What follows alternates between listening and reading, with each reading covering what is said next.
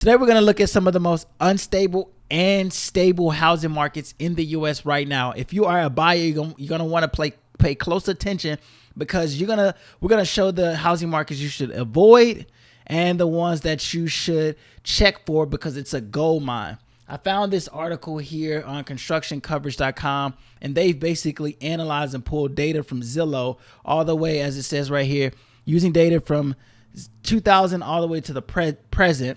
Markets were ranked based on the likelihood that a random buyer would have experienced a price drop of more than 5% following their purchase. This approach identifies regions that have historically been less prone to volatility. So they were mainly looking for housing markets that were volatile, but they also found out the ones that were not volatile. They also found the ones that were super volatile, and we know, as we are seeing in the market right now, it's a pretty high time. We're seeing prices drop. If you watch my last video, we talked about how prices in Florida are crashing and they're coming down because sellers are pretty much coming to their senses at this point and knowing that we're not going backwards. So let's take a look. The main thing they first did was, I know there's always typically a debate of housing versus stock market. So if you really wanted to take a look at it, they have a graph here. The U.S. housing market has offered more stability than the stock market over the past 25 years. Which is why that debate is pretty much more of a, do you want stable or do you want exponential growth? While home prices have been less volatile, long-term gains have been lower compared to the S&P 500, which have been like 322% over the past 25 years versus 196% from the home prices. The most volatile states, in 4 states, a random buyer had at least a 40% probability of experiencing a price decline greater than 5%. Most stable large metros, among metros with populations of over 1 million, 3 markets, Buffalo, New York, Oklahoma City, and Pennsylvania, or Pittsburgh, offered home buyers a 0 probability of experiencing a 5%. So Buffalo is a great city right now. Oklahoma City is a great city. Also Pittsburgh. I've been hearing a lot about Pittsburgh, and it's one of those things where there's a lot going on in Pittsburgh, and it's growing a lot. But the least stable large metros, in contrast, 8 major metros had a greater than 40% probability of a 5% price drop, with Las Vegas ranking as the most volatile large housing market in the U.S. So if you're a Las Vegas investor, hopefully you're doing well. But if you're just getting into the game, Las Vegas, keep an eye on Las Vegas because it could be a super volatile market. So they have this chart here, the U.S. versus the stock market. You see the returns. You see how steady and consistent the housing market is. The gains are just lower. But you see how inconsistent the S&P 500 is over the past 25 years, but the gains are exponentially higher. So you kind of got to weigh that out if you're looking at stock market versus S&P 500. So since 2000, the U.S. housing market has demonstrated significantly more stability. According to the analysis, a random home buyer since 2000 had just a 24% chance of experiencing a price drop greater than 5%.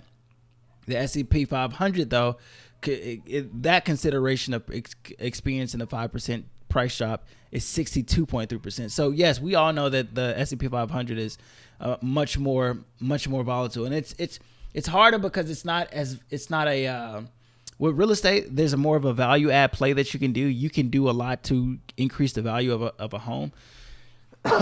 With the stock market, sometimes, unless you're like an activist investor, you don't have much control over what happens with the company.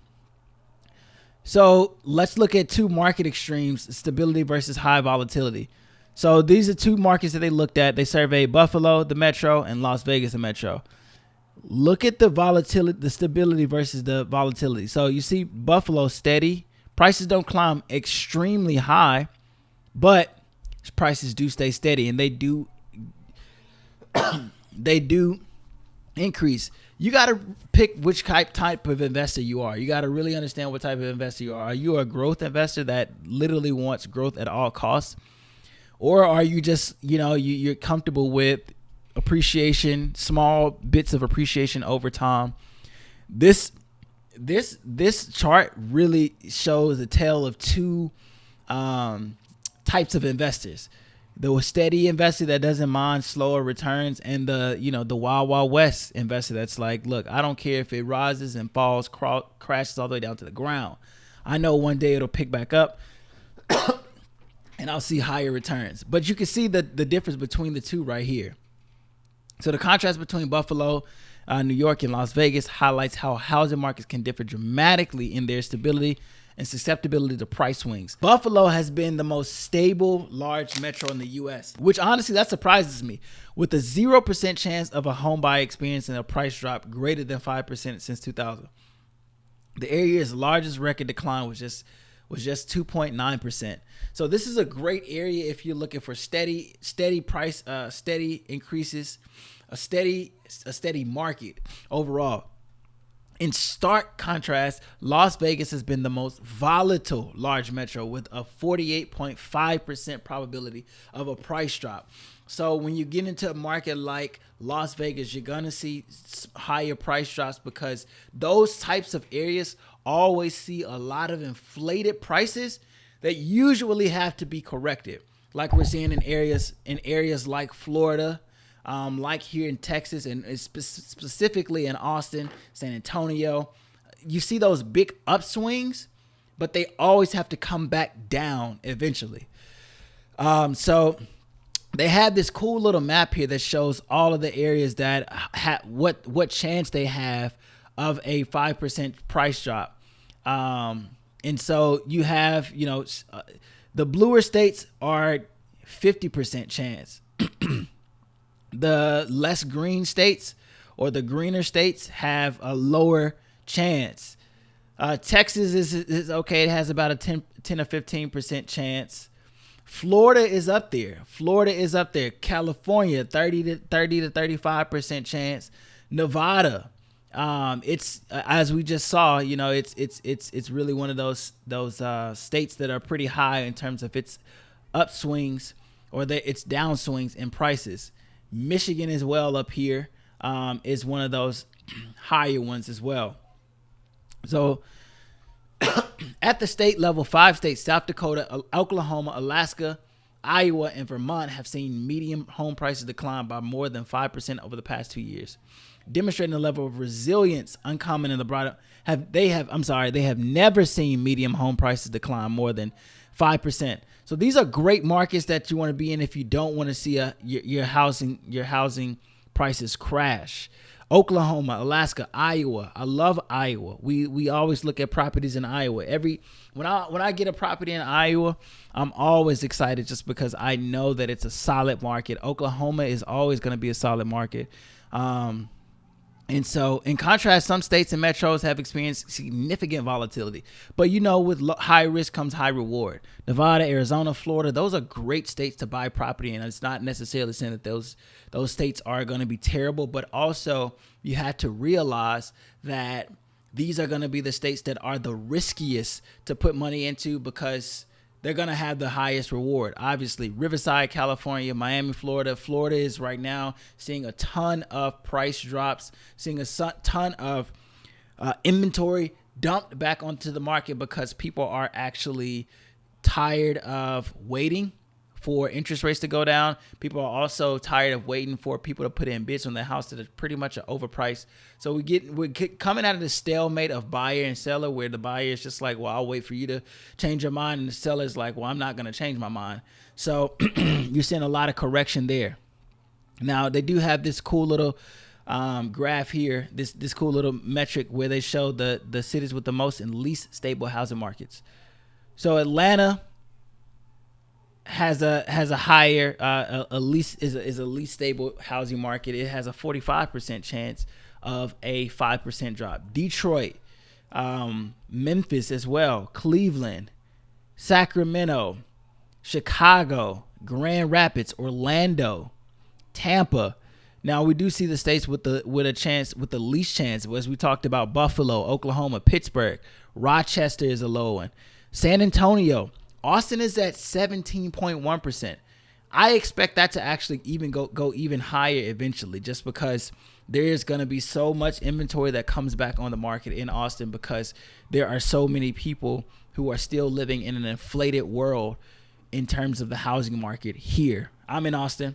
I'm an investor here. I work for a company, but I look at houses all across the nation. Houston is one that's at 17. I expect all of these grouped together would eventually be around the same point, because it's kind of just like, the one thing about Texas is it all feels together. It all feels like everything flows together in one market.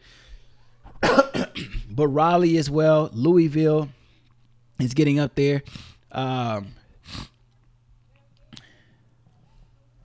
So let's keep going here. Houses with the most least and stable. The states with the most and least stable housing market. South Dakota is at 0%.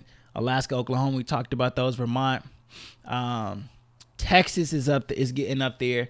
Ohio, Florida, California. These are to be expected. Nevada is at the highest. Georgia, Michigan, Arizona. These are to be expected. Now, what does this mean? What does this tell us as investors, as people who buy houses, who look at houses, who are interested in purchasing in different areas? It tells us that to be aware of what is happening in our market. It tells us to be aware of the types of swings that we could see when it comes to markets, when it comes to the housing market, especially in this climate, because we are in such a high inflation, high interest rate climate. We can expect to see price drops coming even further. I expect to see so many other states and cities swing super low with their price drops, and inventory come back on the scene. It's not that we're not don't have any inventory. It's just that the inventory is so high that nobody really can purchase it. And I expect those price drops to continue to happen for that inventory that is completely overpriced and we know it. That's all I have for today. If you want to know a little bit more about what's going on in Florida, definitely check out this next video. And always, of course, like, subscribe.